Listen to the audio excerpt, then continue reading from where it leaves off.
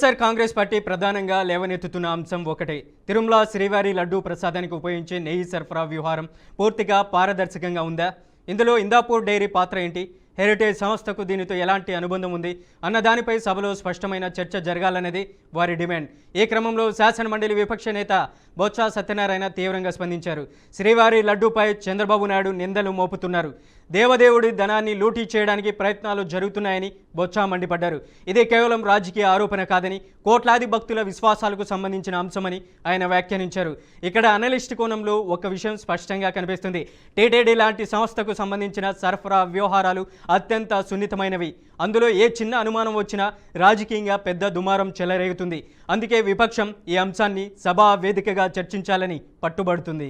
ఇక ఈ వివాదానికి మరింత బలం చేకూర్చిన అంశం ఏంటంటే, హెరిటేజ్ ఇప్పుడు టీటీడీలో ప్రభుత్వంలో కానీ బిజినెస్ చేయాలని అనుకోలేదు అని సంస్థ తరపున నోటీసులు చేసిన ఈ వ్యాఖ్యలు. ఇక్కడే అసలు కీలకమైన ప్రశ్న మొదలవుతుంది. బిజినెస్ చేయాలనే ఉద్దేశమే లేకపోతే టెండర్ల ప్రక్రియలో ఎందుకు పాల్గొన్నారు? ఇందాపూర్ డైరీ పేరు ఈ వివాదం ఎందుకు వస్తుంది? అనలిస్ట్గా చూస్తే ఈ ప్రశ్నలు సహజంగానే ఉత్పన్నమవుతున్నాయి. ఒకవైపు మాకు ప్రభుత్వంలో వ్యాపారం చేయాలనే ఉద్దేశం లేదని చెప్పడం, మరోవైపు టెండర్లలో పేరు రావడం, ఈ రెండింటి మధ్య స్పష్టత లేకపోవడమే ఈ వివాదానికి మూల కారణంగా కనిపిస్తుంది. ఇది రాజకీయ ఆరోపణల కంటే కూడా ప్రాసెస్ క్లారిటీకి సంబంధించిన అంశం.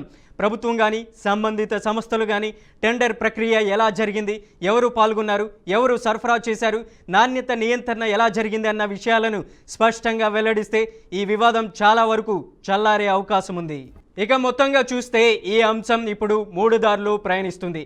ఒకవైపు రాజకీయ పోరు, మరోవైపు పారదర్శకతపై ప్రశ్నలు, ఇంకోవైపు భక్తుల విశ్వాసాలు. వైఎస్ఆర్సీపీ వాయిదా తీర్మానం ద్వారా చర్చ కోరడం ప్రజాస్వామ్యపరంగా సహజమే. అదే సమయంలో ప్రభుత్వం మరియు సంబంధిత సంస్థలు స్పష్టత ఇవ్వడం కూడా అంతే కీలకం. ఎందుకంటే తిరుమల శ్రీవారి లడ్డు అంశం రాజకీయ లాభ నష్టాల కంటే ఎంతో పెద్దది. ఇక్కడ చివరిగా మిగిలే ప్రశ్న ఒక్కటే, బిజినెస్ చేయాలనే ఉద్దేశం లేదంటే టెండర్లలో ఎందుకు వేలు పెట్టారు? ఈ ప్రశ్నకు స్పష్టమైన సమాధానం వస్తేనే ఈ మొత్తం వివాదానికి నిజమైన ముగింపు దొరికే అవకాశం ఉంటుంది.